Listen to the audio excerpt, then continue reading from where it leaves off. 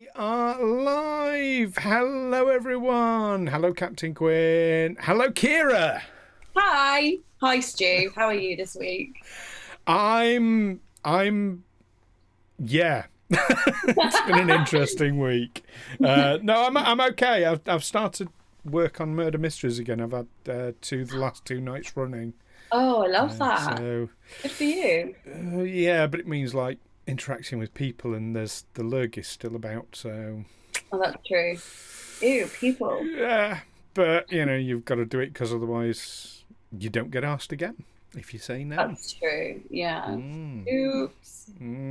But yeah, that's the last two nights. How about yourself? How's your week been? Yeah, it's been a good week actually. I feel like the week has gone really quickly. It feels like literally yesterday we were doing our other live stream and Danny was rustling about his house while I was trying to talk to you. Are we going to Um, get Danny rustling about today? no, I'm at my own house and Danny is nowhere to be seen. So that's all good. There'll be no rustling around. Thank you very much. But yeah, I've had a really good week actually. A couple of weeks ago, I pulled a muscle in my stomach. That's completely healed now. Oh, good, good. I've been going really hard with my jiu-jitsu training. I did my first couple of sparring matches the other day, which was really fun. I Who won won? one and I lost about seven. So, but I'm Hey, still winning new. one in your first go? Yeah, That's yeah. something. I won against someone who's been going for 3 years as well. So I felt, I've been going for less than a month. Excellent, excellent. I'm And gonna cling how on to old it. is this person who's been going for 3 years? Did they start when they were like five, or? I did not beat a child, Stu. No, it was an older, I think they were in their 50s, but quite fit Right. and healthy. Okay. Okay. I mean, Yeah. speaking of someone approaching their 50s rapidly, again, that's still not, that's same as beating a child. Hey. Let me No, I have don't want to take this. anything away. Yeah, that's just Um, me. yeah, got quite a lot of bruises, but I'm wearing them like as a badge of honor that I've actually accomplished something. And hopefully next week I'll be getting my first stripe on my belt. So Ooh, excellent. Excellent. Well, good luck with that. thank Brilliant. you. Captain Quinn's here with us. Now, I asked in the chat very early on if everyone's got their bingo cards ready because we've got new bingo. Captain Quinn doesn't have a printer and only one screen. Oh, my chair just dropped. Very suddenly, excuse me. Right, there we go. I'm sorry, I watched this happen on our video chat and then I switched screens so I could watch it again on the live stream. Okay, so I don't mean when to we laugh. create the trailer for the show, I've got to include that, have I? Yes. Oh, love it. Love it. And I'm not even in full uniform today. I had a wardrobe mishap with one of my badges, which means I'm doing like. Do you know what? I'm even gonna, because it's a bit warm today. It's a bit humid, so I'm going all kind of casual Cisco today. Even Captain Quinn's in uniform though, wearing his Starfleet Academy varsity jacket. And of course, Kira, as ever, looking absolutely amazing as the Blazing Bev today. Thank you. But no, we can't do Blazing Bev because, it's illegal in the UK to It smoke is. weed. So we're doing beveraging Beverly Crusher today. Excellent, excellent, and quite funny because this week I've been listening to all the the Investigates, her new podcast. Oh, is it good? Really good. Now it's not hugely Trekky, although it's Star Trek actors that she has on. It's more about them and their lives and their relationships and points of interest. Really, really interesting though. Oh gosh, the last one I listened to was Nanar Visitor, and I mean I'm not going to go into any detail because it wouldn't be appropriate for this stream anyway. But there was an event in Nanar's life, a really traumatic event Yeah. around 2000 that I was utterly unaware of, and she talks about it in some. I mean, such an amazing woman If this is what I Absolutely think it is, incredible. that happened like during filming. Oh gosh, it was around 2000. She had the baby at that point. Yes, because she was coming back from filming. It was 2 a.m. Right, yeah, I know about Yeah, it. Horrific, isn't it? I I, actually I, can't believe that happened. I mean, I was just absolutely blissfully unaware of it, but I just got. I mean, I've always had a lot of time and respect for Nana. I think she's an amazing woman and an amazing actor, and but now, no, I was in tears listening to it. I'm not Oh, ashamed to say, yeah, it's a but hard-hitting yeah. one. That it's kind of like I don't know. It just takes a certain kind of person to be able to go into work the next day after that and just carry on. I think it's Yeah. incredible. She's an Oh, incredible person. she absolutely is. And not that the podcast is kind of on a downer with that. I mean, it just that it because it's like it's only a few days ago when I listened to it, so it's like really fresh in my mind and like really a standout thing. But the entire podcast is so joyful. It's so wonderful to listen. I mean, Will Wheaton's a two-parter. Absolutely, so much fun, and you can hear like the joy and excitement in their voices as they're talking about stuff. Absolutely brilliant, and yeah, and LeVar's amazing, and Brent, and anyway, Frakes of course is wonderful. Nice. I'm Anyway, gonna have to go listen and to it. listen. Yeah, I'm gonna listen to it as soon as I can. That sounds awesome. It is on Spotify here in the UK. That's how I listen to it. Nice. Very Anyone nice. there? But yeah. Anyway, on to more. I'll have to apologise now if I seem like I'm not 100% with it. I've literally just got up an hour ago, which is like I thought I'd give myself a bit of a lie-in as a bit of a treat. I woke up around 8:30 as you do, and I thought, I'm going to get another hour or so sleep. Now wake up, turn over, like, I wonder what time it is. Oh shit, it's 3 o'clock. So it always takes me a little while to get going. I don't know if you have the same, do you? Sometimes, yeah. I generally can't sleep for that long during the day. I tried to give myself a lie-in this morning. Woke up at 6, and then you thought, I'll go back to sleep for a bit more. Woke up at 9. That's a lie-in for me. Oh yeah, that's kind of what I was expecting and planned. But yes, Captain Cricket, my late night was nothing to do with the football at all. I'm not a football person in the least. But I was working last night on a murder mystery. So yes, none of them got it. There we go. Captain Horatio Wechter rides again. Love it. Right. There we go. It was too hot. That stopped me from sleeping properly. Oh, Anyway, right. My goodness, here we are, 10 minutes in. We haven't even talked about what we're going to talk about. what are we going to talk about, Stu? Why don't you kick us off? So, in today's episode, we will be reviewing the Enterprise episode, These Are The Voyages, which is the finale of Season 4 and of the entire series itself. It is, and we're going to be playing bingo with it as well. So looking forward to that. We are going to be doing a deep dive into recurring characters across different series within the franchise.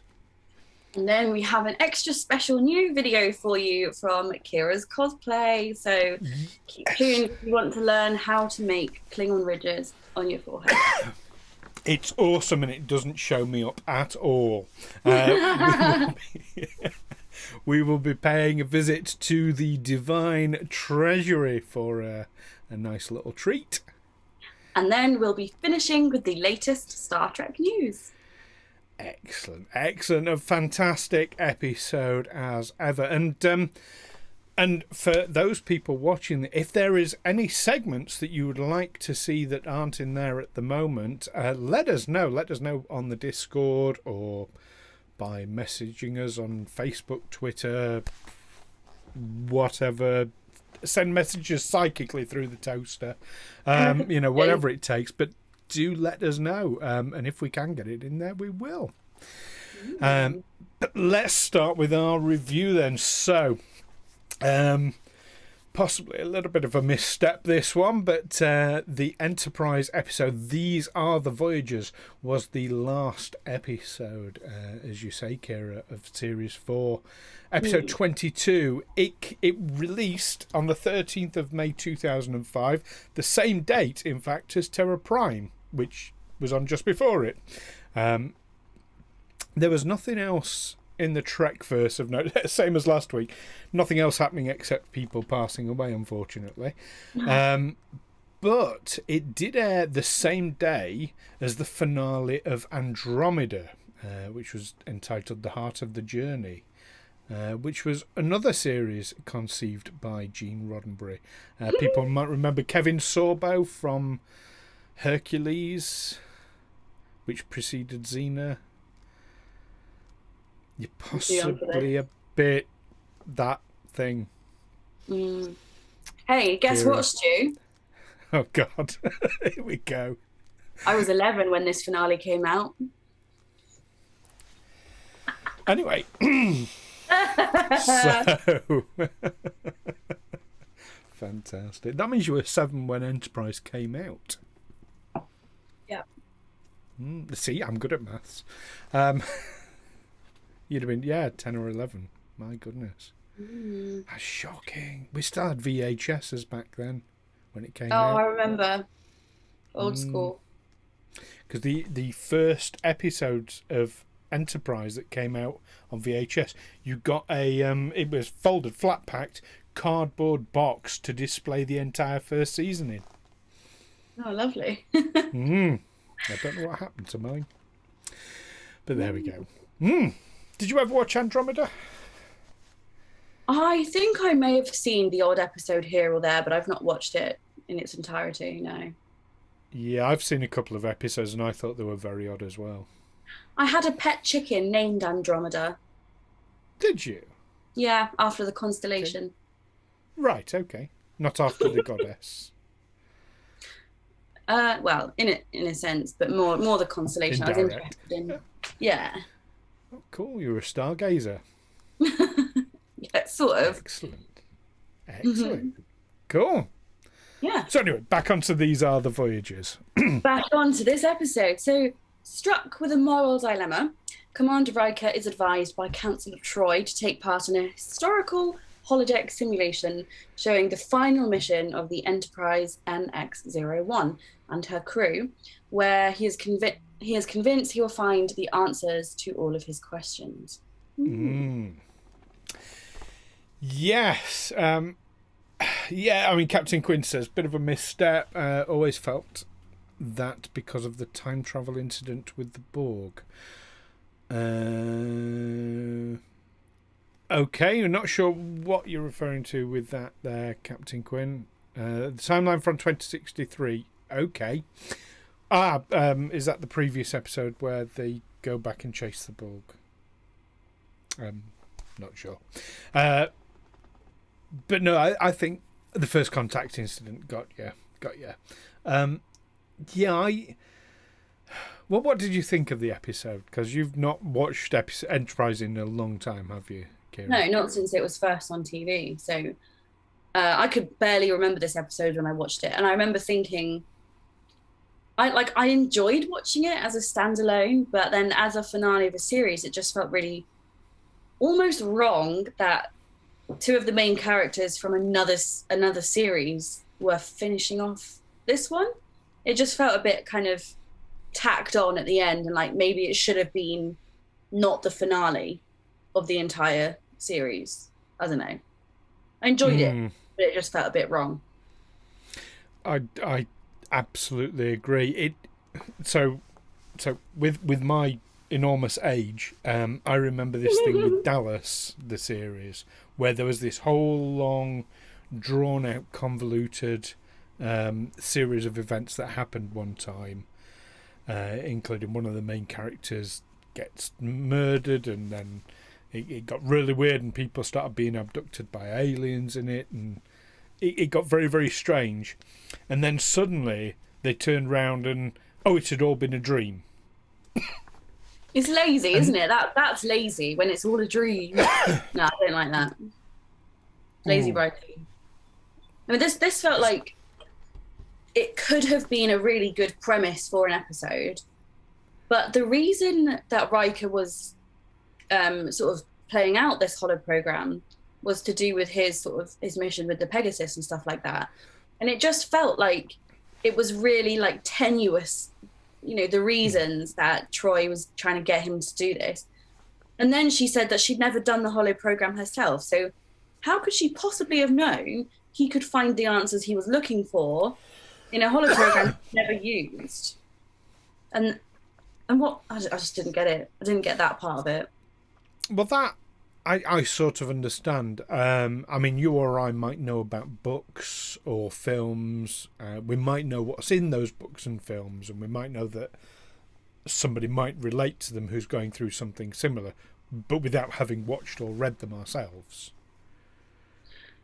I suppose, but I don't see how this final mission of the Enterprise was in any way related to what Riker was doing with the Pegasus, except for the fact that at the end you get to see them signing the treaty, which is the treaty that was broken during the Pegasus experiment. Yes, it was the coalition of. It predated the Federation. It was the coalition of something. No, the tenuous, and you're absolutely right. It was tenuous as hell. The link was about disobeying orders. Because Riker had been ordered to keep quiet about the Pegasus. Trip had been ordered to... I'm not sure what Trip was ordered to do, but he disobeyed Archer in basically taking out the aliens. In that altercation where Archer's telling him to stand down. And yeah, that's... knock Archer out. Yeah. Yeah, I mean, that's, oh, look, he disobeyed, which, I mean, you absolutely nailed it, but you said it was tenuous. But that was the connection. It I can really see, if they'd have, itself. If they'd have perhaps, spent a little bit more time on the, the disobeying orders and stuff like that, then if it was a bigger deal within the context of the Enterprise, I could see that making sense, but because it was that moment was over so quickly, it was like, well, what was he really supposed to take from that? Yeah, an alien to French totally captain. agree. Well, you say if they had more time, they came up with this original concept during the 3rd series, so they had plenty of time. It was just a huge misstep, and a way of tying in, Next Generation and an Enterprise, I suppose, giving it validity in some way. Yeah. No, I'm not a fan. I didn't think it worked. It would have worked more if they'd done it in the same way as that episode of Voyager. Something Witness, I think, with the Doctor. Living Witness, where the Doctor's program is brought out in the future. I think if they'd have done it similar to that, it might have worked better. Possibly, but it raises questions about the entire series. Is the whole series just holograms? Is it a holodeck program?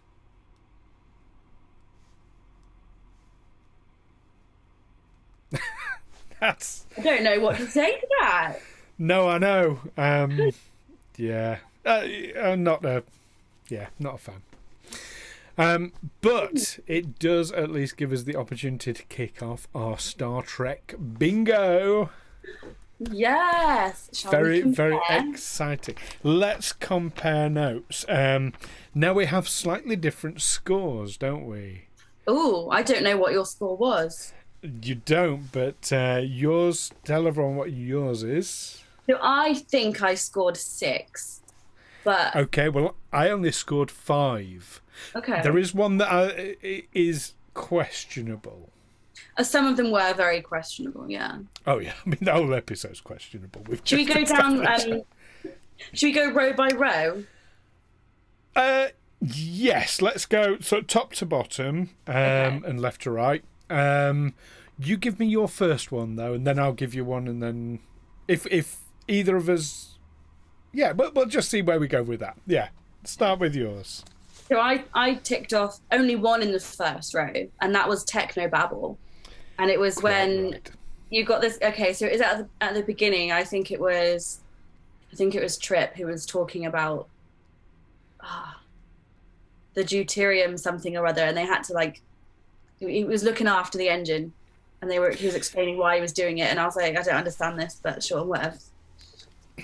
Purging the deuterium manifolds. That's the one. It's the bit. Yeah, because Reed asks him why he's bothering because the ship's going to be put in mothballs. Yeah. Yeah, no, I mean there were a number of Technobabble scenes, to be honest. There were a few. Yeah, that's the one that stuck in my easy mind hit. most. Okay. Did you get any more in the first row? I didn't, but I did make a note of sort of one because when you said you've got 6, I thought, oh, I bet I know which one it is that you've got, because there is one in the top row, Red Alert. Now they don't actually go to Red Alert in the episode, but they do have an intruder alert. Oh yeah. Well, I didn't take that off because I thought they don't actually say Red Alert at any point, and a Red Alert maybe is not the same as Intruder Alert. No, I think you're absolutely right. Yeah, you're absolutely spot on. But that was the only other one on the top row that I thought maybe, but no, it definitely was not a Red Alert. I think you're absolutely right. Okay. My next one then is on the second row. I know you were umming and ahhing about this conference room conversation. Yeah, that was the only one I Riker. ticked off on row 2 as well. Yeah, so there was quite a few sort of conference room conversations, and I think the ones that I was thinking of were the conversations between Riker and Deanna in the sort of wraparound segments. Yes, yeah, there is one of those that happens in the conference room. In fact, it opens with Riker looking at what are supposed to be crew members from the Pegasus. We'll be mentioning them a little bit later. Ooh. Row 3 then. So I had 2. I've also got 2.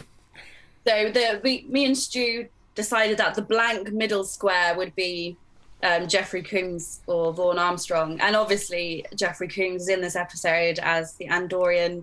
Forgotten his name already. Shran, that's it. And then the other one I ticked off was expendable crew member because Trip dies. I did as well. Okay, cool.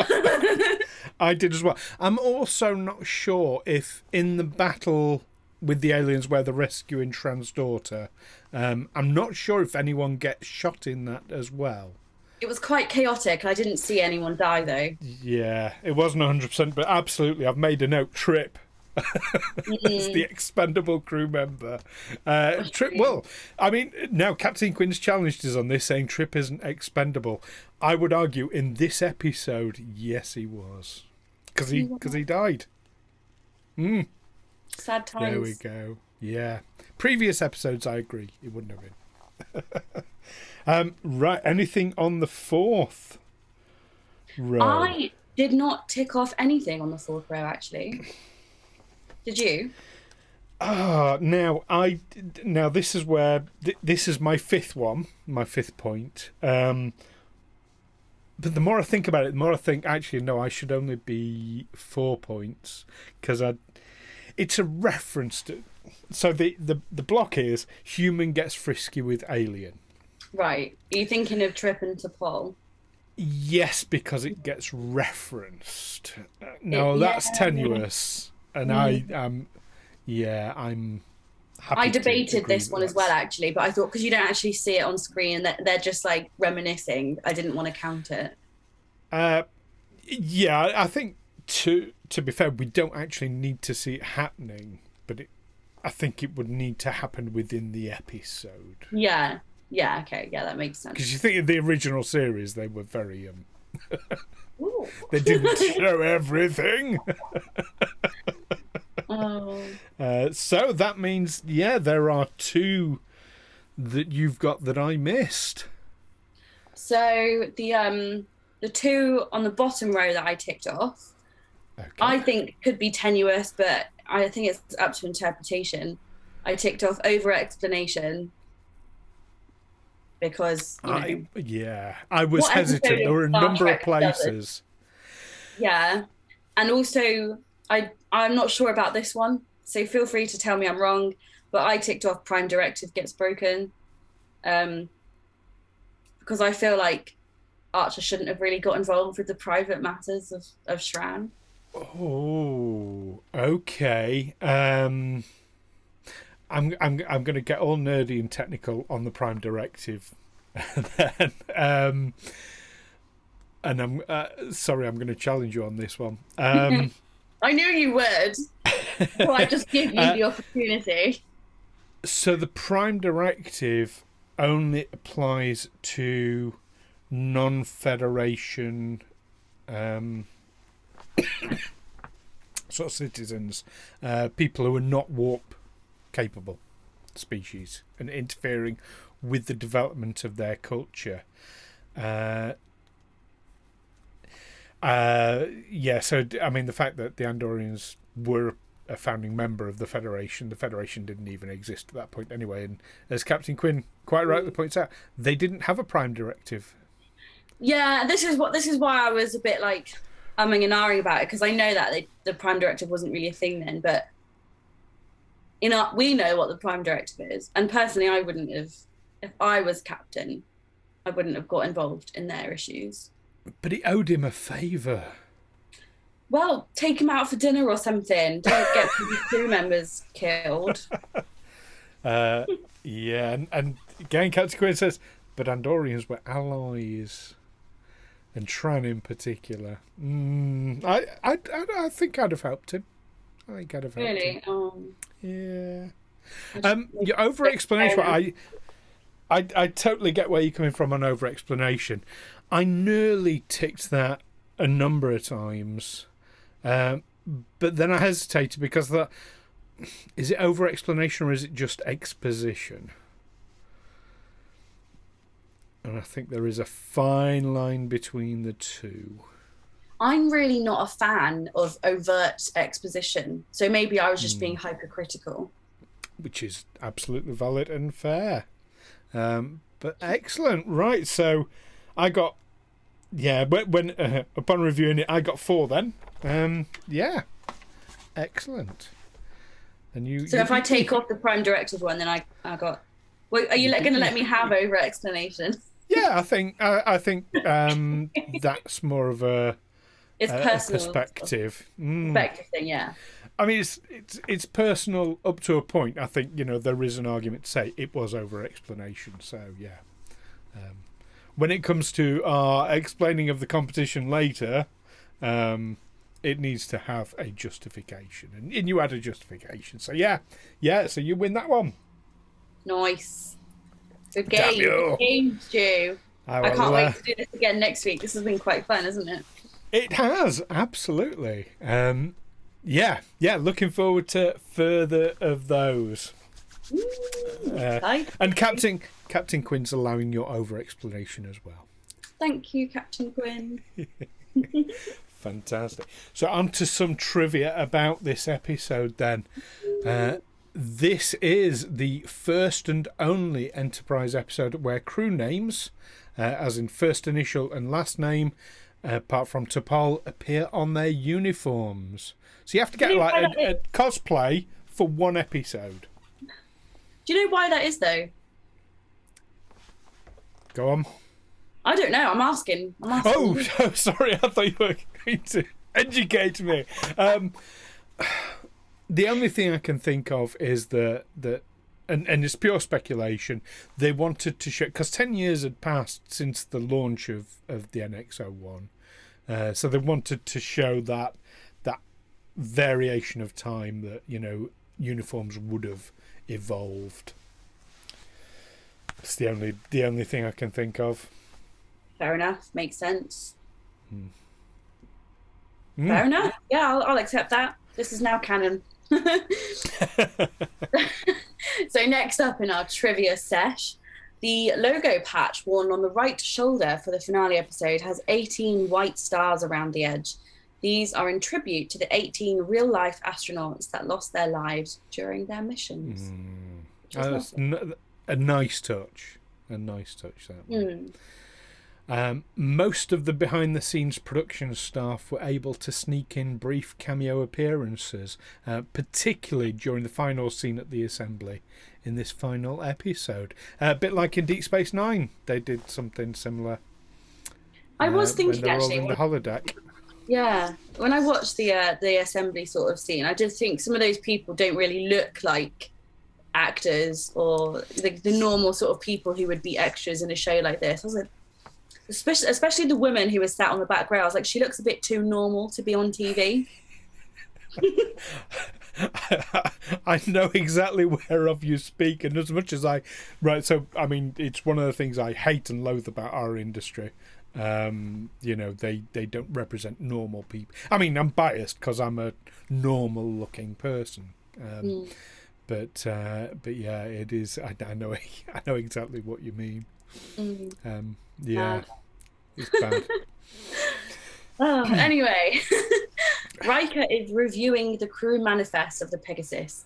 The names and photos used are those of the production crew: Ronald D. Moore, Dawn Velasquez, et al.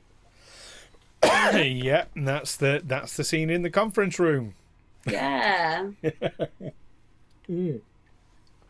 Now, within the holodeck, Riker portrays the chef on the Enterprise NX-01, who is almost never seen during the entire series. I mean, it says when I pick this up, it's like almost never seen. No, he's never seen except when we see him as Riker.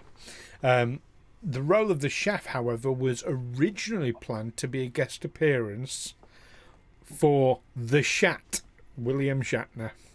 I'm glad they didn't do that, though. I'm really glad they didn't do that. It just would have been weird, wouldn't it? Like, I know. Unless he was playing an alien character and he had prosthetics on and stuff. Oh, can you see William Shatner going for that? No. Yes, I'll come on, but you can hide the way I look, so nobody knows it's me. Oh dear. Yeah. No, the Shat would never. This is the only Star Trek series finale where none of the regular crew of the series appears, but rather their holographic copies. It is, however, not the first episode to do this. In Voyager, Living Witness, as we mentioned earlier, only holographic representations of the Voyager crew are seen, and even the Doctor turns out to be a copy of his original program. Yes. Now the series part, I love bookending on series, on anything. The completionist, the OCD in me, likes it. Now the series pilot, Broken Bow, begins with the line, "Where no man has gone before." That is the opening line of the entire series, spoken by a young Jonathan Archer. This episode, the finale, ends with the line, "Where no man has gone before," spoken by Archer. And I love that. I love a good bookend as well, Stu. Very nice. Riker's decision at the end of the episode is different from that scene in the Pegasus. In These Are The Voyages, Riker leaves the holodeck full of resolve to speak with Captain Picard about Pressman and the illegal cloaking device. In the original version of the Pegasus, however, Riker only admits to what he and Pressman did after he is backed into a corner when the Enterprise is trapped inside an asteroid. It is possible, however, that the Pegasus was located before Riker could speak with Picard. It is incongruous, and that struck me at the time. Speaking of bookends, I'll show you my... I've got Star Trek bookends. Hooray! Oh my god, those are cool. They are. I like that a lot. They're very less is more, and which I appreciate. Quite minimalist design. Yep. Got it. Sorry, you said you like bookends, so I do. Now I want those bookends for the non-existent bookshelf in my life. for all the Star Trek books you're going to get. Yes. Yeah. So, the I love this one. The scene in 10 Forward of the Enterprise D is taken from the episode Menage a Troy. The Wuxana Troy is substituted by William Riker in this scene, and if you look carefully, you can see him twice in the episode. And if you look really carefully, you can also very briefly see Captain Picard as well. Interesting. I'm going to have to go back and watch that again, see if I can spot them. I love things It's like right that. near the beginning. Right near the beginning. Ooh. With their appearances in this episode, Jonathan Frakes has played the same character in 5 different live-action Star Trek series, and Marina Sirtis played the same character in 4: Next Generation, Voyager, and Enterprise. Is that right? 4. Yes, you get the 4th later. Oh, okay. Frakes' 4th appearance is in Deep Space Nine, albeit as Thomas Riker. So does it count? And Picard is Frakes' 5th appearance, and Sirtis is his 4th. Sirtis. Yeah. Sirtis. That sounds funny. Yeah. Sirtis Marina's 4th. Marina's Yeah. 4th. Fantastic. And what an excellent bit of trivia to segue very nicely onto our deep dive. Brilliantly done there, Keira. I'm sorry, that was the worst thing I've ever read. No. I was trying to make it make sense in my head. I was like, am I reading it wrong? Have I gone mad? I didn't mean that sarcastically, honestly. Not at all. Oh dear. Right. Now, sometimes played by different actors, when we're talking about recurring characters, we're going to count the original series and the animated series as the same. And same goes for the movies. They're either original series movies or next gen movies. We're not going to count the episode Trials and Tribulations from Deep Space Nine, because that is the original series, and the others, you know, they're not recurring. They're just, we're seeing a repeat, basically. Same, and I ummed and ahed about this one with Voyager Flashback, because we're either seeing a repeat of what happened, or it's not really happening, but happening inside Tuvok's imagination. So it's not really recurring character. And we're just going to discount the reboot, because that's an alternate universe anyway. Yeah, and I don't like the reboot anyway, so as far as I'm concerned, get in the sea. Oh, we need to. Right, we'll be having a discussion on another episode about that. I really don't like Chris Pine. Really? I think he did an amazing job as Kirk. Yeah, he's all right, but I just find him really annoying to look at. Okay, that's fair enough. He is too good looking. No, he's not. Oh, he is. He's far too good looking. Weird me out. Chris Hemsworth's in the 2009 reboot, though, and he is Right. amazing. I always cry with his bit. It's my opinion that those roles should have been reversed. Okay. I think there's an argument to be had there. Mm-hmm. Yeah. But I Chris think- Hemsworth doesn't look like Shatner. I don't think Chris Pine looks like Shatner though. Okay. I feel a whole episode coming on. We'll do an episode where we review the 2009 reboot. So, yeah, it's coming. Oh dear. So there's going to be another debate. Ella Tubix. Yeah. And Threshold. I can't believe you said before we streamed that you like the episode Threshold.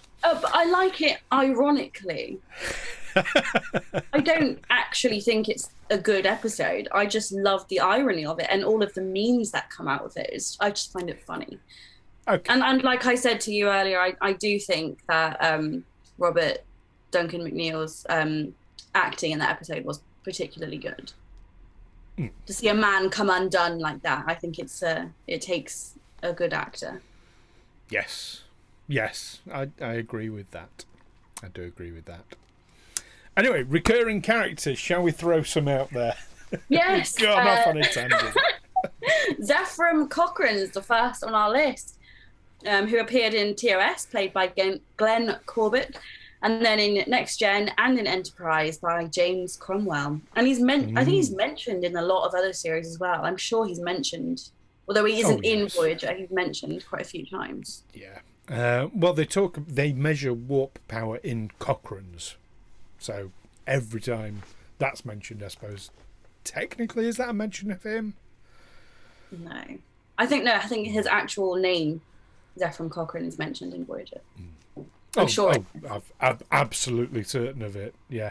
He's mentioned, I know for certain, in that episode where they go into the thing that's been floating around the galaxy for like thousands of years, and they find the space module from Earth. Oh yeah. He's mentioned in Threshold. When they're talking about Tom's going to break the warp barrier and you'll be just like the Wright brothers and Zephram Cochrane and so-and-so. Yeah. There you go. He's mentioned a lot. You're absolutely right. And Captain Quinn's come up with a bit of interesting trivia. Cromwell took a pay cut to be in Star Trek again. There we go. Interesting. Amanda Grayson is another recurring character, Spock's mother. She's been played by Jane Wyatt, Majal Barrett, Cynthia Blaze and Mia Kirshner in the original series and in Discovery as well. Very interesting. Next up on our list is Kang, played by Michael Ansara in the original series, Deep Space Nine, and in Voyager. Really nice that he kept returning to the role throughout those series. That's really nice. A Telosian, the Keeper, originally played by Meg Wiley. Not entirely sure of the pronunciation there.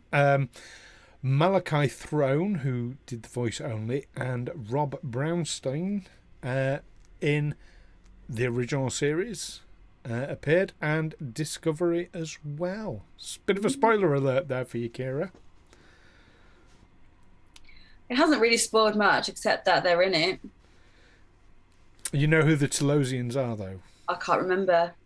Excellent. It's definitely not much of a spoiler then. No, don't you worry.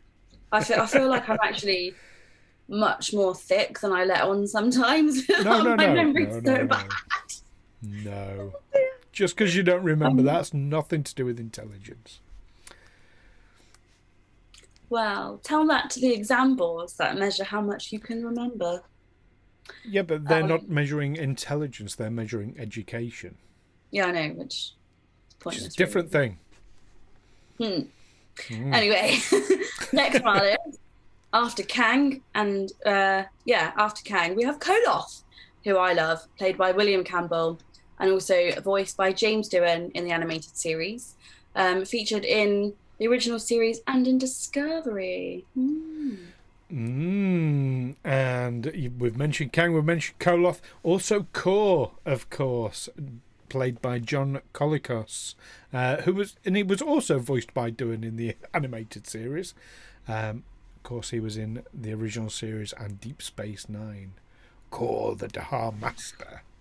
I love a good Klingon episode, especially with like old Klingons who are like world weary and stuff like that.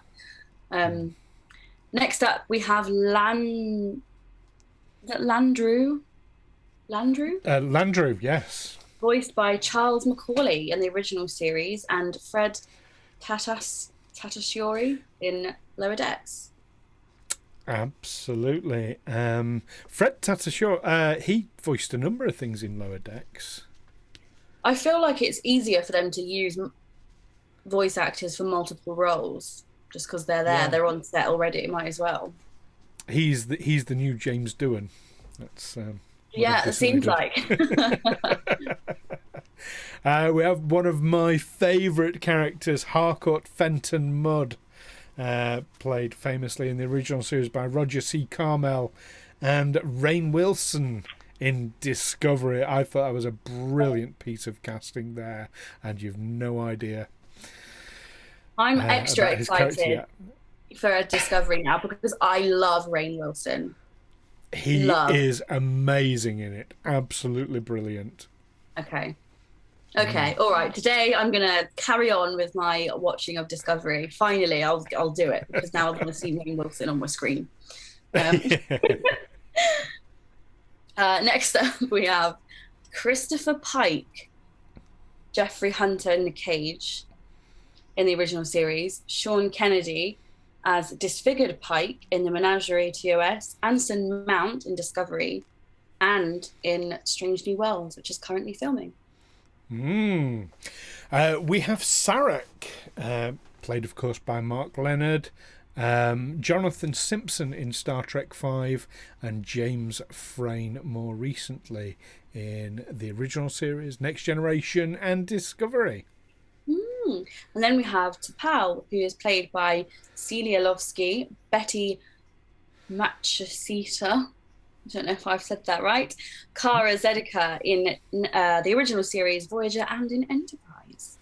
Do you remember her bit in Voyager? That's the bit where she's in Tuvok's head, is that right? Or am I thinking of someone else? Oh, possibly. That's the bit I'm thinking of is in the episode Dark Threads when the Doctor's recreating people on the holodeck and it's all messed up and she's playing 3D chess and she keeps putting the piece. Oh. No, I'm thinking of the wrong person. You know, he gets the I mean, it is Dark Threads, isn't it? Where the Doctor, he like picks out the greatest lover in history and the greatest like this, that, and the other, and like pulls elements of their character into his own holomatrix. My memory really evil, and he ends up very overly protective in a creepy way of Kes. No, I was thinking of the complete wrong person, actually. I was thinking about Tuvok's wife. Ah, right. T'Pren. T'Pren, very close. T'Pel. T'Pel, yes. Who's T'Pren then? Well, anyway. T'Pel was the head of the Vulcans at one point. She's the one from the original series, anyway, that gets Spock to fight to the death. Anyway, sorry. I just thought I'd throw that one out there as a bit of trivia. Una, or number one, has been played by both Majel Barrett and Rebecca Romijn in the original series. Remain! Oh, I've done that before, haven't I? Yeah. Last time I said Remain and you were like, Kira, we're talking about different people here. I'm talking about Rebecca Romijn. And I was like, talking about the same person. You just can't say her name right. At least I'm consistent.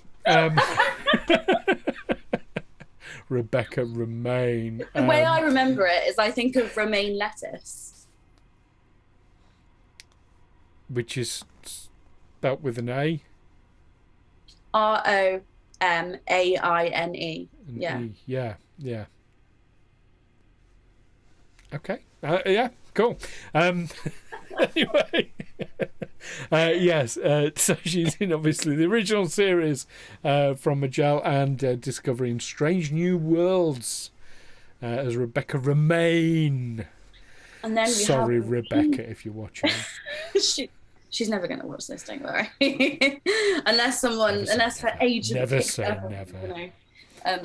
we have Vina, played by Susan Oliver and Melissa George in the original series and in Discovery. Dr. McCoy, of course, DeForest Kelley, was in both the original series and The Next Generation, the pilot episode. Love it. And that is just starting with the original series. Perhaps we should just stick to notable characters who were in 3 or more iterations. Well, I was going to read that out. Yes, no, I think that's absolutely right. But actually, Captain Quinn has mentioned someone from the original series who we forgot. I say we, I forgot. I'm happy to take responsibility for that. Clint Howard, of course, who played Baylock of the First Federation. You know, the baby who drinks Tranya. You know, in the original series. Okay, he's been in Star Trek a lot. He's in Discovery. It's another reason to watch it. Yeah. I'll watch it. Excellent. Also, as yes, he was on the Klingon homeworld. He was in Enterprise as one of the Ferengi. Yes, Clint Howard. Is that not what I called him? I wonder. Anyway, yes. Hello, Paul. Paul says it's like watching a married couple. Us two are funny. There we Thanks. go. Yeah, so as you say, let's stick to characters who were in 3 or more iterations. Clint Howard definitely counts in that. But also Gulavek, played by Richard Poe, who was in The Next Generation, Deep Space Nine, and Voyager. Nice. Oh, Morn, played by Mark Allen Shepard in Deep Space Nine, Next Gen, and Voyager. How did I not know this? How did I not know that Morn was in all of the 90s era stuff? I didn't know that at all. Well, you know what he was in Voyager, surely. I only remember Morn in Deep Space Nine. Well, there was... do you remember the pilot episode of Voyager? Yes. Where did they set off to the Badlands from? Was it from Deep Space Nine? Do you remember the scene when Tom and Harry meet? Harry's being conned by someone... a trinket for his parents. Oh my god, they're in Quarks, aren't they? Yeah. How did I forget that? There is something seriously wrong with my memory. Really wrong. It's easy to forget because you automatically think of Deep Space Nine when you think of Quarks. So yeah. But they did visit, and there was an episode of The Next Generation when they visited Deep Space Nine as well. Of course, I remember that one actually. Yeah, I do remember. God, what an idiot. Yeah. No, not at all. Not at all. It just means that your brain works like you compartmentalise things. You know, Quark belongs on Deep Space Nine. Thanks for trying to make me feel better about my failing memory. No, it's true because mine works in a similar way. Right. Yeah. Except I forget far more things. So I do remember the really useful information in my life, like my best friend's phone number from when I was 8 years old, which I, of course, use all the time. I remember the registration number of my first ever car when I was 17. God, that was a really long time ago, Stu. Wow. You walked right into that one. A845 KKS. The car no longer exists. It was an Austin Maestro. Ooh, fun. There you go. So if I was 17, that was 31 years ago. How old were you then, Keira? -8.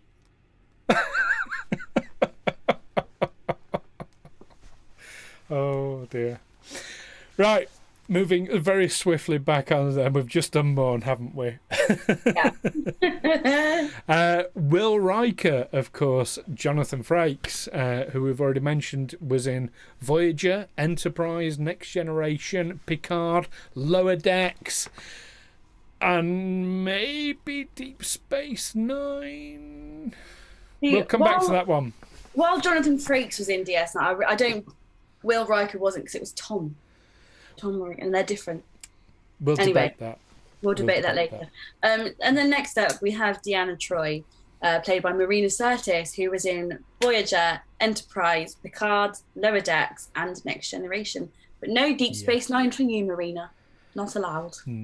No. And of course, finally, we can't do this without mentioning the magnificent Jean-Luc Picard, played, of course, by, the Yorkshire's sexiest man, Patrick Stewart.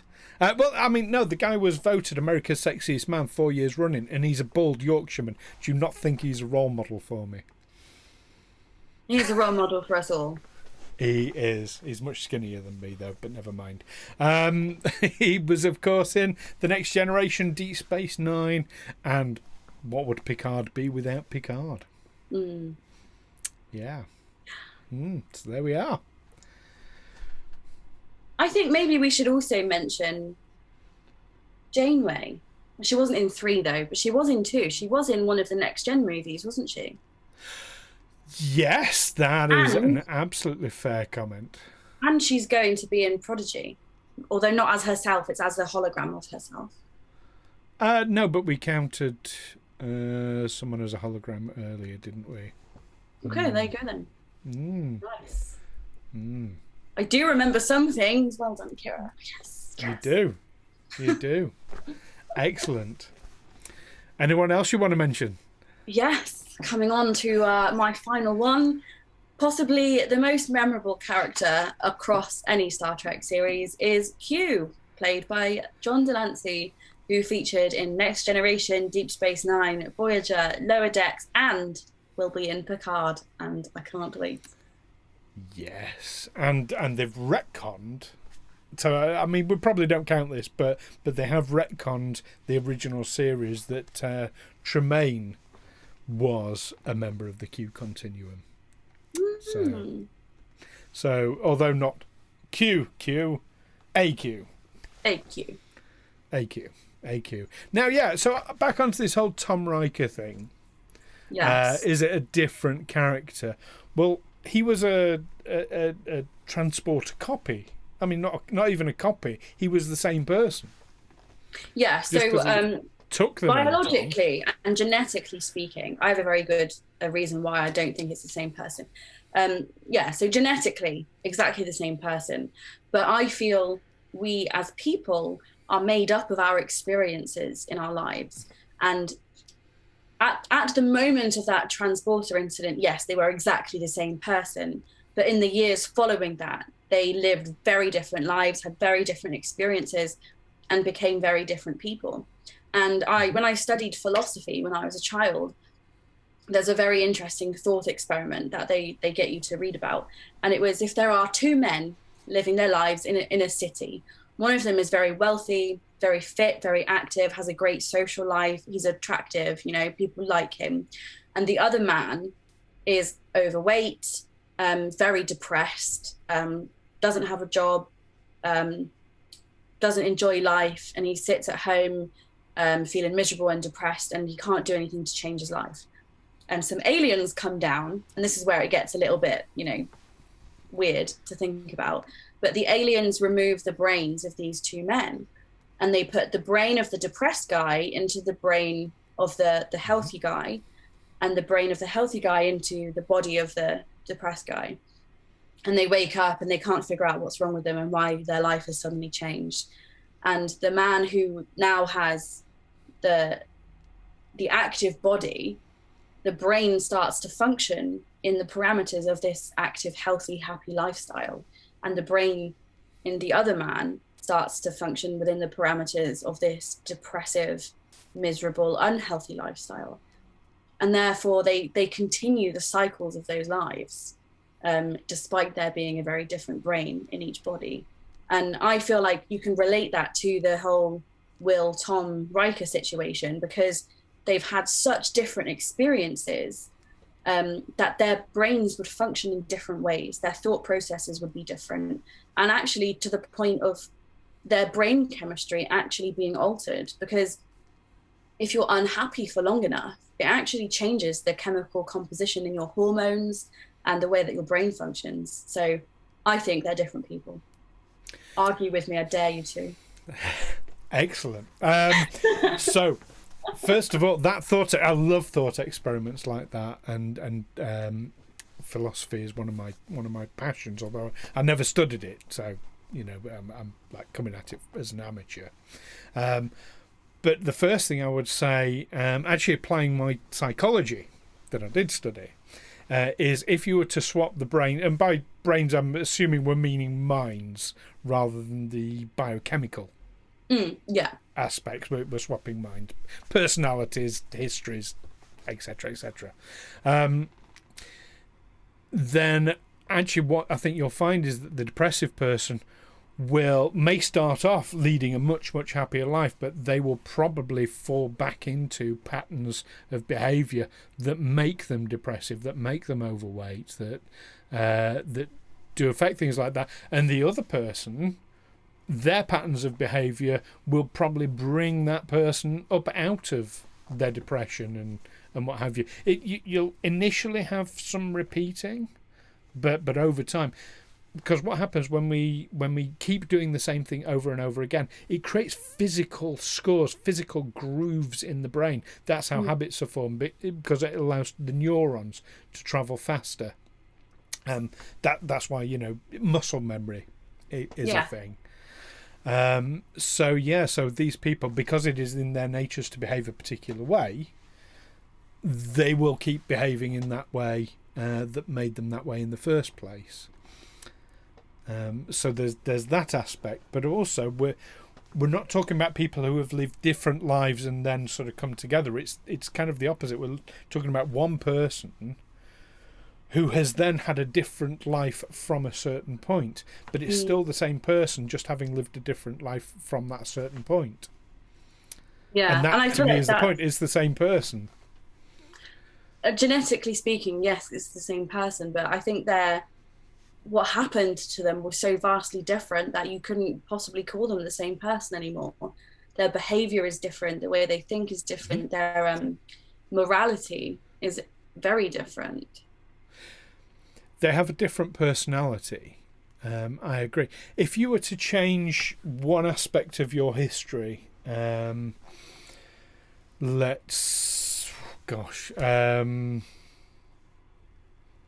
say you decided to go to drama school. Did you go to drama school? No, I didn't actually. I studied a joint honours degree in drama and creative writing instead. Right, okay. So instead of doing a degree, you go back in time and it changes and you decide to go to drama school. You go to RADA or Lambda or the Actors Centre or wherever. Okay, you go to Alra. Alra is really good. Other drama schools are available, but yeah, you go to drama school instead of doing your degree. This live stream is not sponsored. It's really not, but if you want to sponsor us, do. I'll mention something else about RADA in a minute, do sponsor us, RADA. But if you went to drama school, would you still be Keira? I would still be called Keira, and I would still have the same genetic makeup as I have now, but I think I would be a different person. My experiences would have been too different for me to be the same person. You would, but you'd still be Keira, just a different Keira. Yeah, so Tom and Will are different. They're still Will Riker, just a different Will Riker. Yeah, so it's not the same character. It's the same character but with a different personality. But if you view Tom as like a clone, which clones he isn't, but No, Okay. but if you view him in that sort of way, a complete replica of a person isn't the same person. No, but a clone would have a different life history up to that point. Right, and at the point we're talking about in Deep Space Nine, Tom and Will have had very different lives. Only from a certain point onwards. One would Yeah, but argue it's his still formative changing. years were still the same. Right, but then they took very divergent paths. And I don't think you ever stop growing as a person. At the point they are in Deep Space Nine, they've had, 10 years to grow and change and develop new thoughts, new interests, new opinions, new neural pathways. Yeah. Do you know, this boils down ultimately to whether you're a Freudian or a Jungian, because Jung believed very heavily that we adapt and we evolve our personalities throughout our entire lives. Freud believed very heavily that basically your personality, who you are going to be, is determined by the age of 4. Now you can tweak it a little bit beyond that, but fundamentally you are the person you are by the age of 4. I'm in this sense a Jungian, definitely. Then I usually am, but I like to argue. I don't think that humans ever stop growing and developing, and I think it's important that we are constantly absorbing new knowledge and using it. I have to use reflective practice in my work, and actually I've tried to adapt myself to that in everyday life as well, where you're constantly in a cycle of reviewing what you've done, reviewing the outcomes, assessing what you can do in the future to change those outcomes, and then going on a new course of action. Then the cycle again, reviewing, altering course. And I feel like people often do that without consciously doing it. And actually my jiu-jitsu teacher said something very interesting to me the other day. We were just having a conversation and he said, you never survive a conversation. And it took me a minute and I was like, wait, is he telling me that I'm shit at conversation? I was like, what? and then he explained himself and he said, after every conversation you have, you are a changed person, because if you've done the conversation right, you will have absorbed something new or learned something new or gained maybe a new insight or a new perspective. So the person you are at the start of that conversation no longer exists, because at the end of it, you're a new person. And I thought that was really interesting.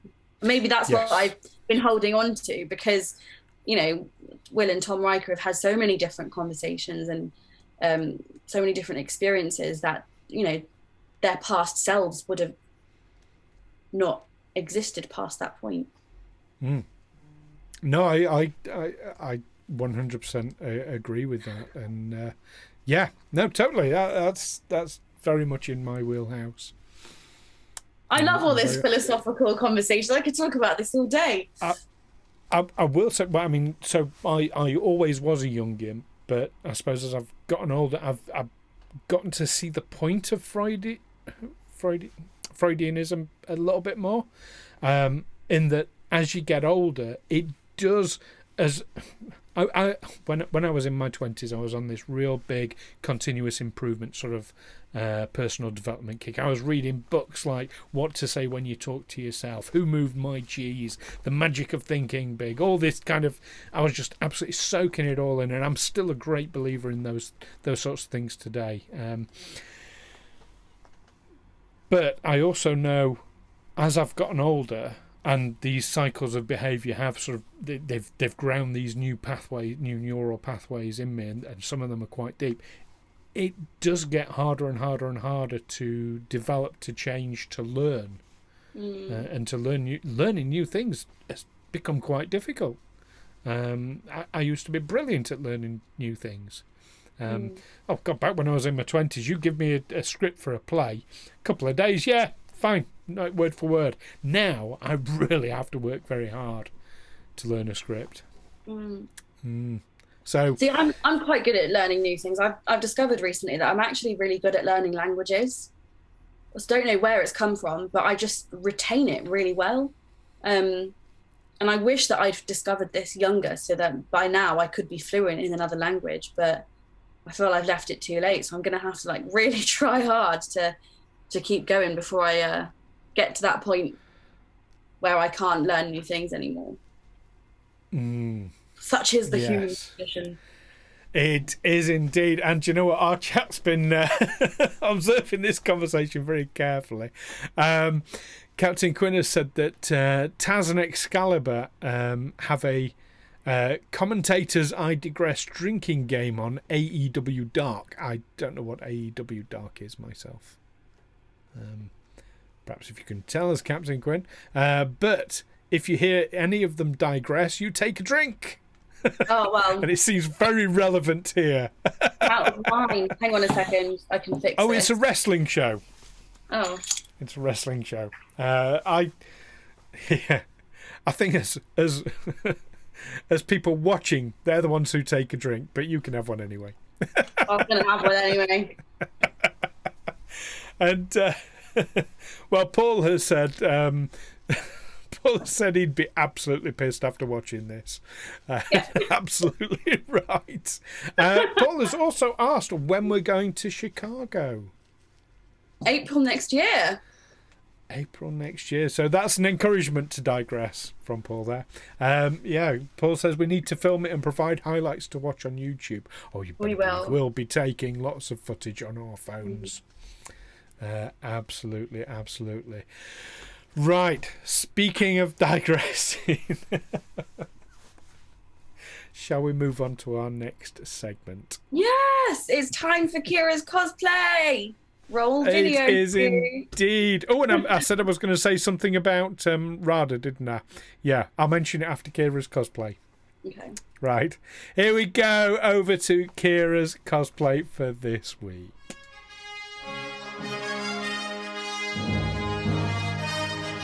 Well, I'm going to go to the toilet real quick.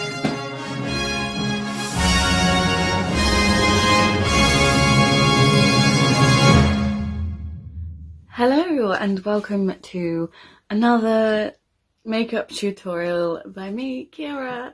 This week I'm going to be showing you how to do Klingon Ridges. I'm going to be doing the sort of subdued ridges a la B'Elanna Torres because she's who I cosplay most.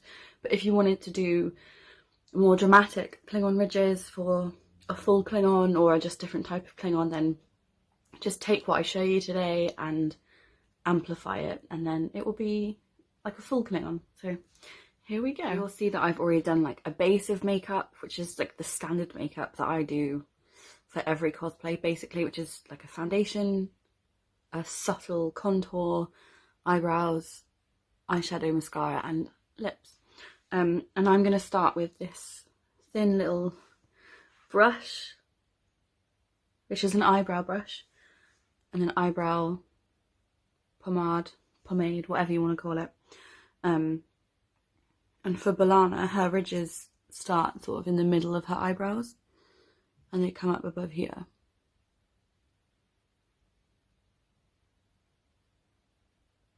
And they sort of like taper out towards the end here.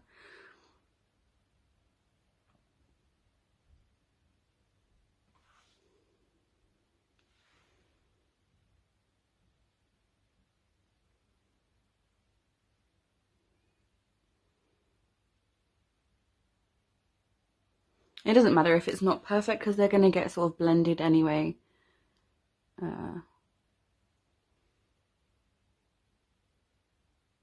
I like using the eyebrow brush because you get quite clean lines, which gives you a good base to start with, even if you do blend it out later to change the shape.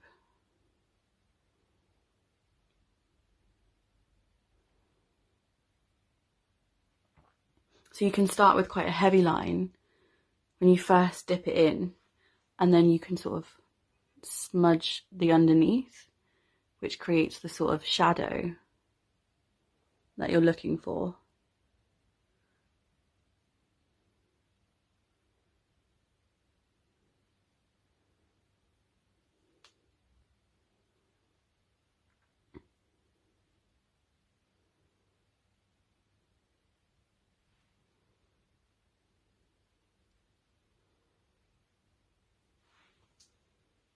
So there's the bottom ridge. I think this one's a little bit lower.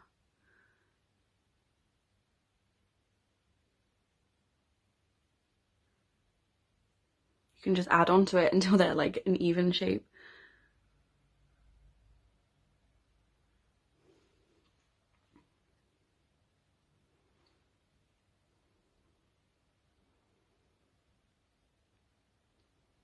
And not every Klingon will have ridges that meet in the middle.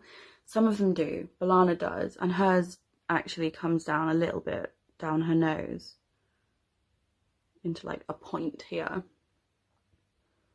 But you can really just go wild with that bit, because some of them have like ridges on their nose too, similar to the Bajoran nose, which I showed you last time. So you can really just add as much as you want around this area, depending on who you're trying to look like.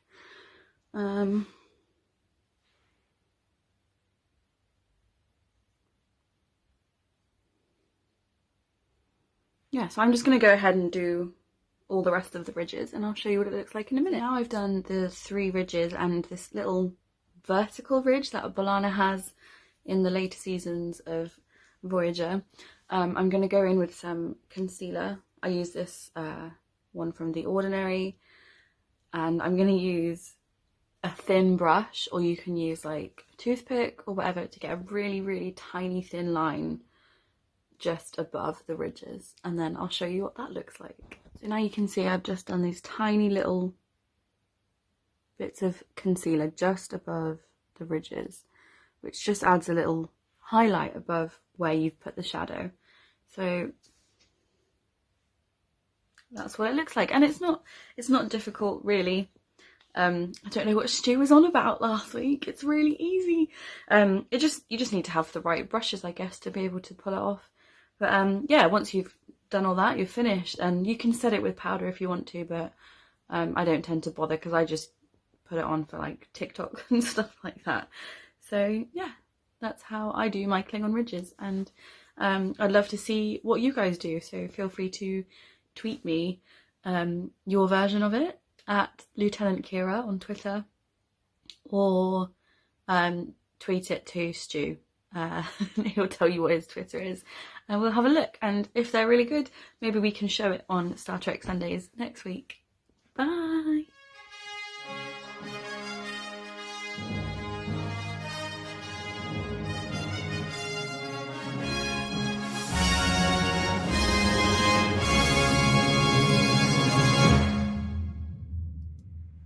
And there we go.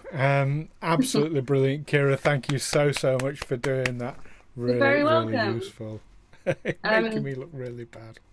On the topic of Keira's cosplay, my actual EVA foam has finally arrived, so I can finally finish making my batleth, which I'm excited about. So fingers crossed, in the near future, I'll be able to show you that prop I started making like a month ago.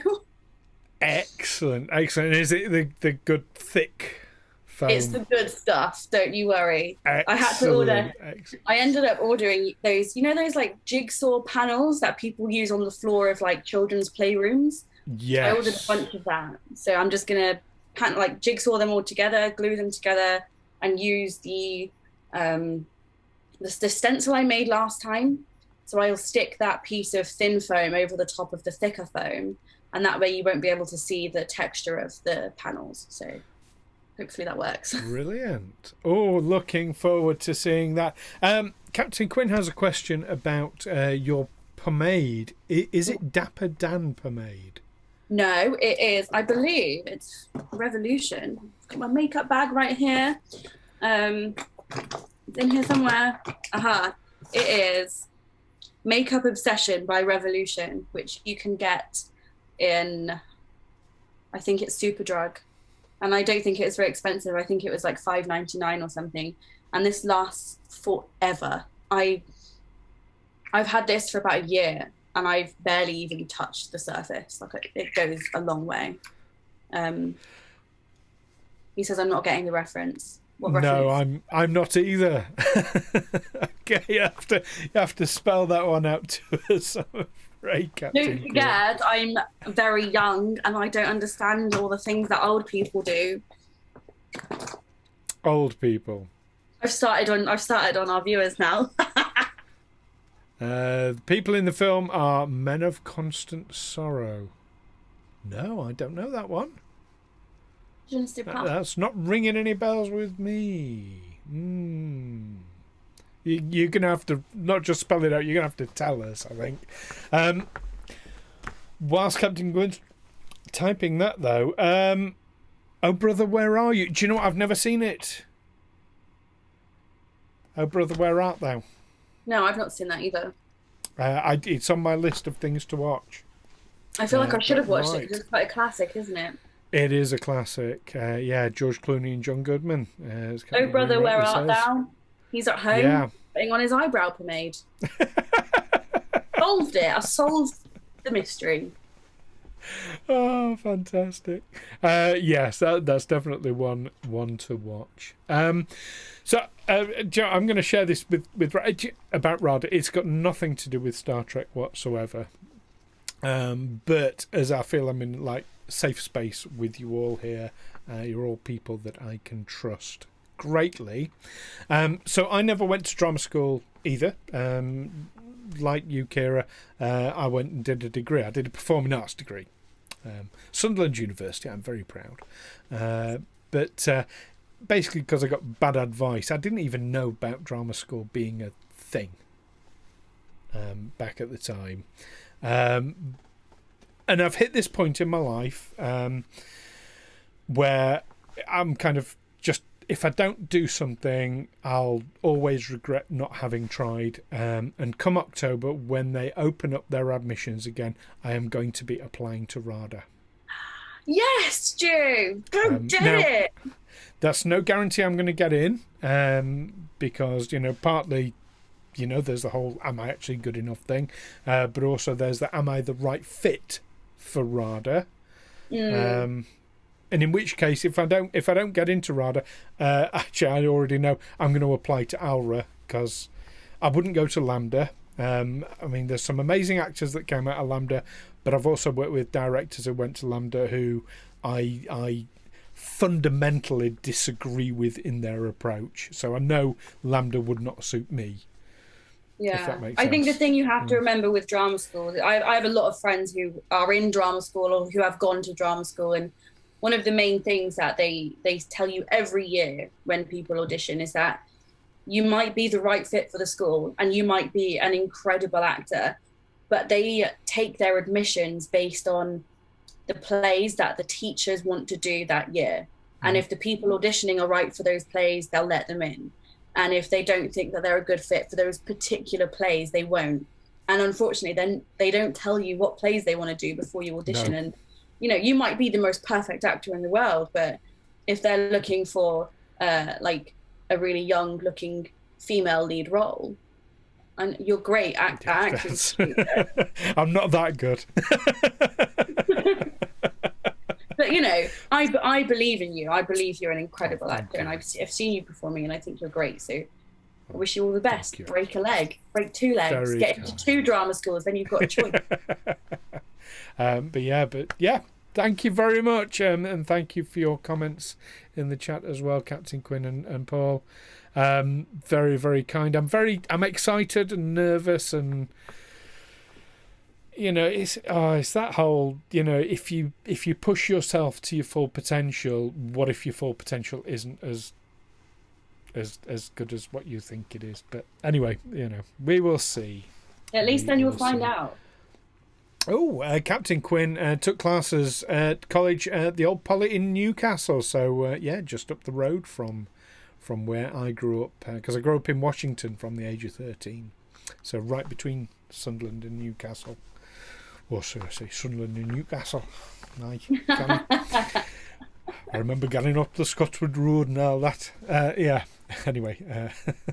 Love that. And Paul's brother went to the Old Poly in Newcastle as well. There's so many connections going on. Right. Shall we get back to Star Trek? This is really important. And take a trip to the Divine Treasury.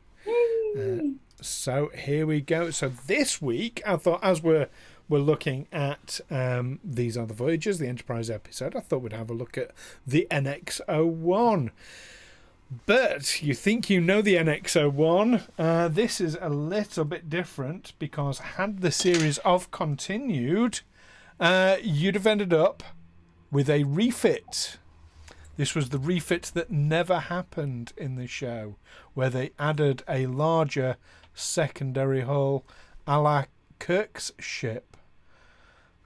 I do absolutely love this model. This is the 6th special edition that Eaglemoss released. It was released on the 17th of March 2016. Shows how the ship would have evolved in a 5th season of Enterprise. There we go. The Drexler hull. I just absolutely love it. I love the little spikes on the Bassard collectors. I don't know how easily you can see it better on that one, I think. Which ties it in back with the cage episode.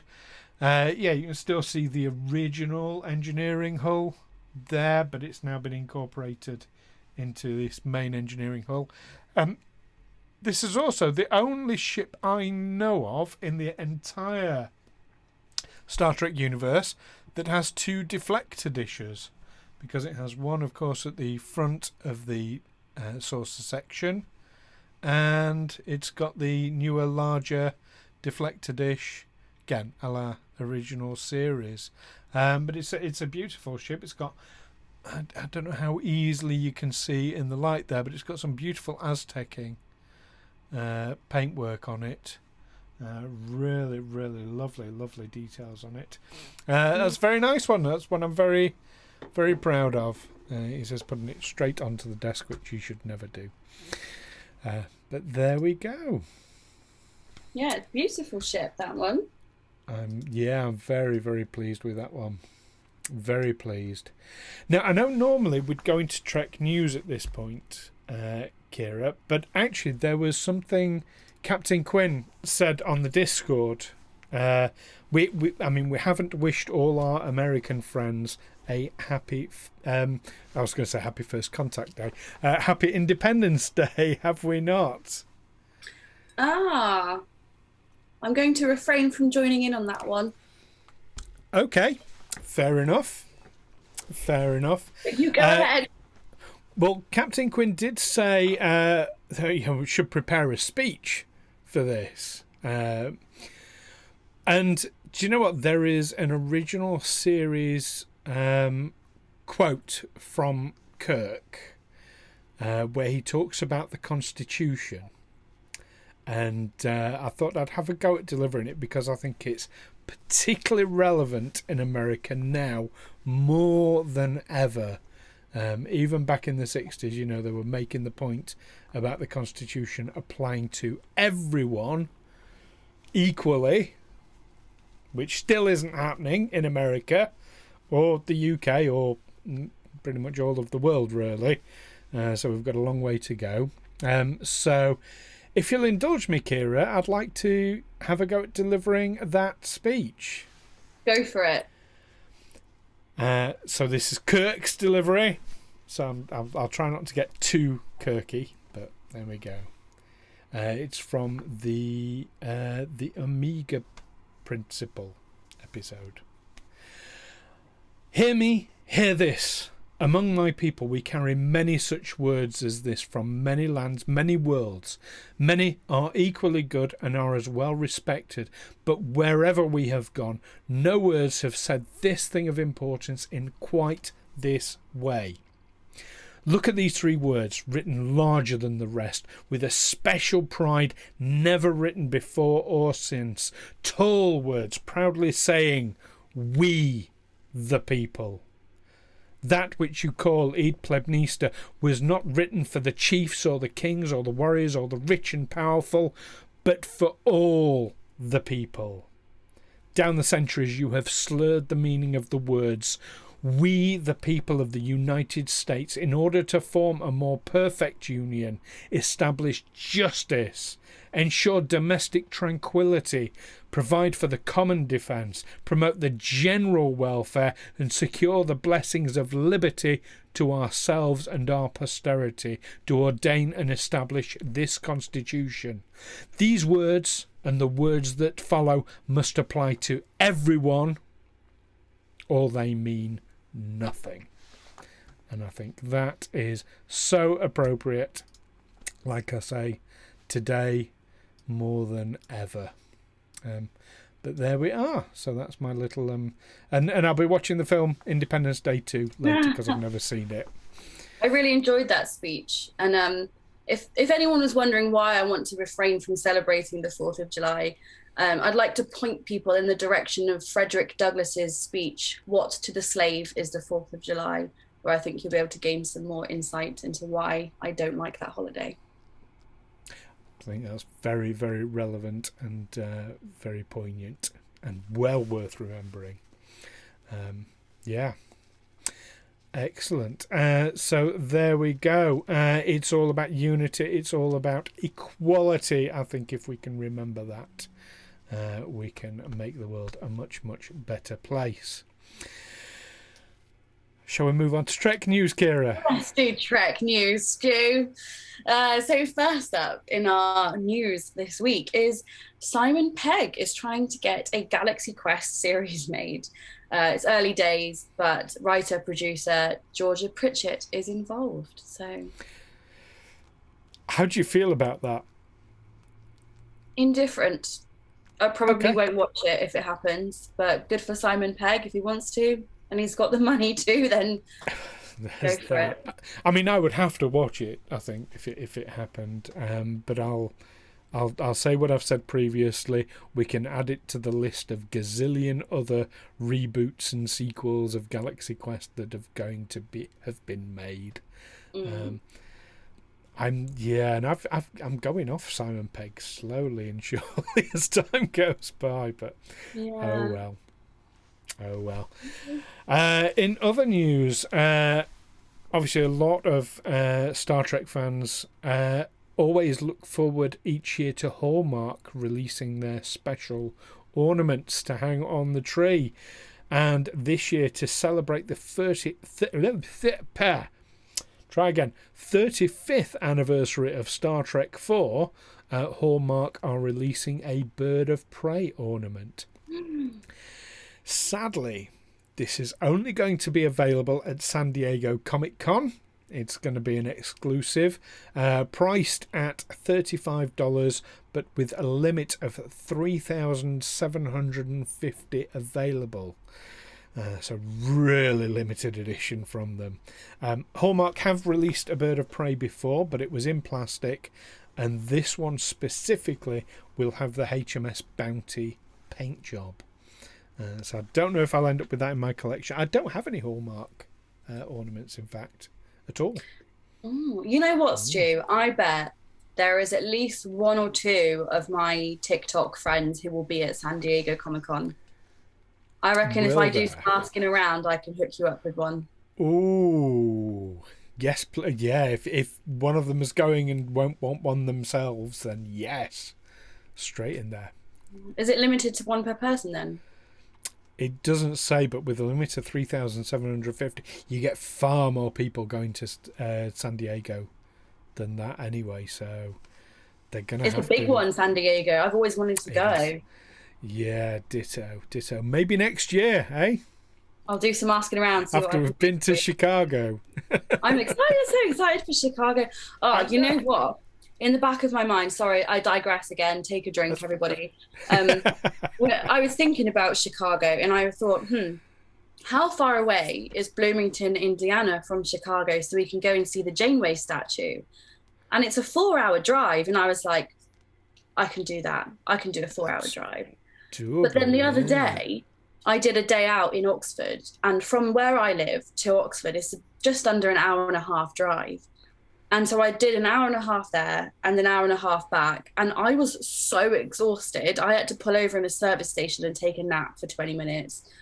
So So maybe a day but trip to Indiana is not on the cards. It's quite 4 hours is too much. You're not going to be there on your own. I drive, and I think nothing of driving long distances. My father lives 4 hours away from where I am, and I regularly go and see him and back in a day because I want to spend as little time with him as possible. So we can drive I don't think anything. We could drive in shifts. We can drive one way, one of us there, one way back, or whatever. It's not going to be an issue. Even if I did the entire driving, it wouldn't bother me. I'm used to that level of driving. You heard it here first, everybody. We're going to see the Janeway statue. Yay! Anyway, Kira's digression is over. Star Trek Sunday launches new competition. Based on the Star Trek bingo sheet, available through contacting us on Discord, or contacting us or through the Discord, link below. Sheet currently allows for 85 points total, but the first person to submit an episode that gets 60 points or higher will win an exclusive Star Trek Sunday t-shirt. What? Must submit the episode title and timestamp for each of the boxes in order to allow checking. Judges' decisions are final. I'm assuming me and you are the judges on this, Stu. We are the judges, yes, absolutely. And it's worth noting that neither of us actually know if there are any episodes that would qualify. So if you think you found one that qualifies, you are going to have to watch it yourself, get all those timestamps and submit the bingo sheet with the timestamps to me and Stu so we can watch it and check it for you. Absolutely. And if multiple people submit the same episode, it's whoever submits it first. So get thinking, get in there quick, have a look at that bingo sheet, pick out your episodes that you think will make it and watch them and score them up. But these Star Trek Sunday t-shirts are incredibly exclusive. They're so exclusive, Kira and I don't have them. Have we even designed one yet? Not yet. They're that exclusive. Oh, sounds like a challenge. Should we design one each, Stu, and let people vote on which one's the best? Oh, that's a brilliant idea. That's an excellent idea. Right. It sounds like a fun project. We will do that and have a good think. But yeah, this competition will be ongoing whilst ever Star Trek Sunday exists until somebody wins it. How exciting. I know. Absolutely brilliant. So there we go. So don't forget to join us next time then. Captain Quinn's already made a suggestion for the t-shirt. Plain simple, the 3 main colours and some rank stripes up. It's, oh no, I think something, I won the Star Trek Sunday bingo and all I got was this lousy t-shirt. Surely. We'll come up with something. We'll come up with something. Yeah, absolutely. But don't forget to join us next time. I'm really looking forward to our deep dive next time because I'm all about the ships and I'm all about the technology. We will be looking at how does warp drive actually work. And we'll also be discussing the original series episode Metamorphosis. Oh, do you know which character we get to meet for the first time in that episode? Nope. Zephram Cochrane. Oh my god! See, it all ties in. The hey, man, Ed, great to see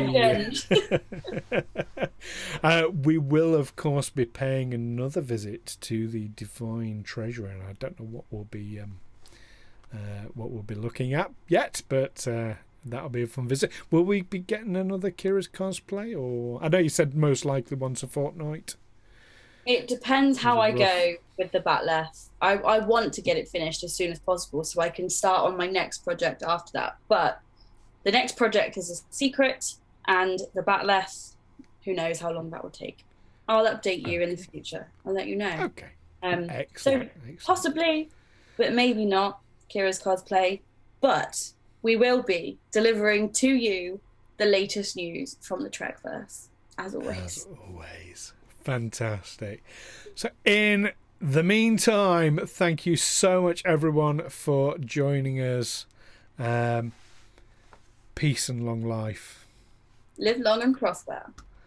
Take care. Bye. Bye.